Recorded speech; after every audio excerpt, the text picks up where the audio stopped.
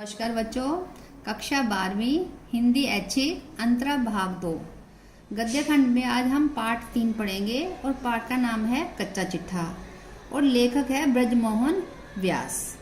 अब इनका जीवन परिचय देखेंगे क्या है। ब्रजमोहन जो लेखक है, इनका जन्म 1886 ईस्वी में इलाहाबाद में हुआ था। शिक्षा इन्होंने पंडित गंगानाथ झा और पंडित बालकृष्ण भट्ट से संस्कृत ज्ञान प्राप्त किया। आरंभिक शिक्षा इनकी इलाहाबाद में हुई और नौकरी देखिए, नगर पालिका के कार्यपालक अधिकारी रहे, समाचार पत्र समूह के लीडर के जनरल मैनेजर भी रहे और इलाहाबाद के पुरातत्व संबंधी प्रयाग संग्रहालय का निर्माण किया और अनुवाद कार्य भी किया। अब इनकी रचनाएं देखिए क्या है। इनकी रचनाएं हैं जानकी हरण और जीवनी भी लिखी है इन्होंने। एक किसकी लिखी है? बालकृष्ण भट्ट की लिखी थी और मदन मोहन मालवीय की। और आत्मकथा लिखी है मेरा कच्चा चिट्ठा। और इनकी साहित्य विशेषताएं देखिए, इनकी इतिहास और पुरातत्व में गहरी रुचि थी, जिनसे संग्रहकारी प्रवृत्ति और खोजशील प्रवृत्ति के कारण वे देश और समाज को इलाहाबाद का विशाल और प्रसिद्ध संग्रहालय भेंट कर पाए। अब भाषा शैली देखिए बच्चे क्या है। भाषा शैली जो है रोचकता, सहजता, संस्कृत निष्ठता, लोकोक्तियां और मुहावरेदार शैली है। इनकी रचनाएं का जो माध्यम था ऐतिहासिक और सामाजिक था और इनकी मृत्यु हुई 1963 में। अब बच्चे इसमें देख पढ़ते हैं जो ये पाठ है, लेखक की आत्मकथा कच्चा चिट्ठा का एक अंश है, जिसमें लेखक ने अपने जीवन के कच्चे चिट्ठे का चित्रांकन किया है। सन 1936 के लगभग लेखक कौशाम्बी गए थे और वहां के बारे में देखिए क्या है। वहां से चित्रों का संग्रह करके लाते हैं। लेखक अपनी संग्रहकारी प्रवृत्ति के कारण कहीं भी जाता तो खाली हाथ वापस नहीं लौटता था। पसोवा जाने पर भी लेखक को वहां से पुरातत्व से संबंधी चीजें मिली और उन्होंने उन सबको काफी कम कीमत पर खरीद लिया। उन्हें चाहे कोई चाल चलनी पड़ी, वे स्वयं को रोक नहीं पाते थे। जैसे चंद्रायण का व्रत करती हुई बिल्ली को यदि चूहा दिख जाए तो उसे अपना धर्म निभाना ही पड़ता है। पॉइंट दूसरा है बच्चे, मुख्य बिंदु, लेखक का ईमानदार और व्यक्तित्व। मथुरा के लाल पत्थर से बनी 8 फुट लंबी मूर्ति जिसका सिर नहीं था, लेखक ने खेत में काम कर रही बुढ़िया से 2 रुपए में खरीदी। ठीक है। फ्रांस से एक व्यक्ति द्वारा जब उसका मूल्य 10,000 रुपये आंका गया, तब भी लेखक का ईमान नहीं डोला, क्योंकि उन्होंने पुरातत्व संबंधी वस्तुओं का संग्रह संग्रहालय के लिए किया था, व्यक्तिगत लाभ के लिए नहीं। ठीक इसी प्रकार शिव की मूर्ति का उठाना, किंतु गांव वालों का गुस्सा प्रकट करना, चुपचाप वापस कर देना, लेखक के ईमानदार व्यक्तित्व को ही दर्शाता है। अब देखिए संग्रहालय का शिलान्यास। विभिन्न शिलालेख, ताम्र मूर्तियां, तालपत्र और हस्तलिखित पुस्तकों के गट्ठर, सिक्के, कई हजार चित्र, मन के मोहरे एकत्रित करने पर उनको रखने के लिए स्थान छोटा पड़ने लगा। फलस्वरूप म्युनिसिपैलिटी एक्ट के तहत हर्जाना एकत्र कर, ठीक है ना, कंपनी के बाग में उन्होंने एक भूखंड भवन के लिए मिल गया। बम्बई के प्रसिद्ध इंजीनियर मास्टर साठे और भूता, उन दोनों ने मिलकर संग्रहालय के भवन का नक्शा तैयार किया।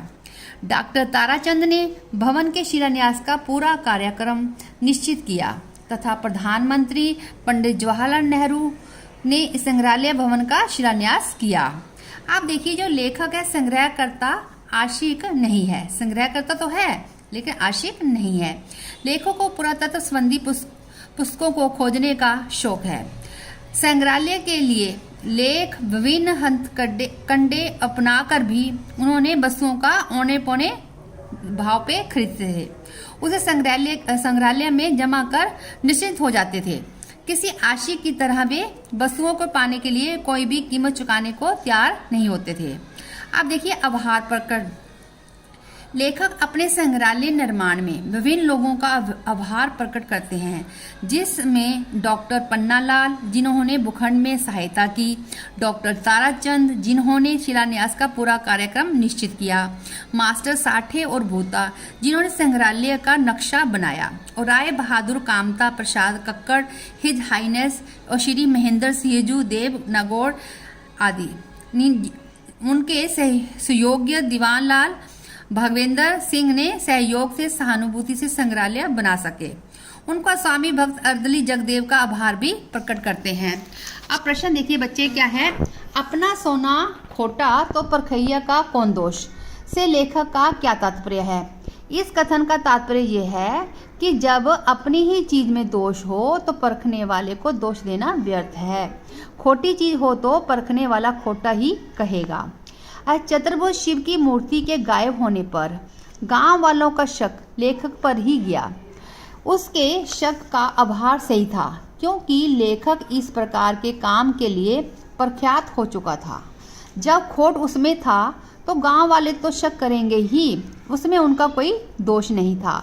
यह एक स्वाभाविक बात है।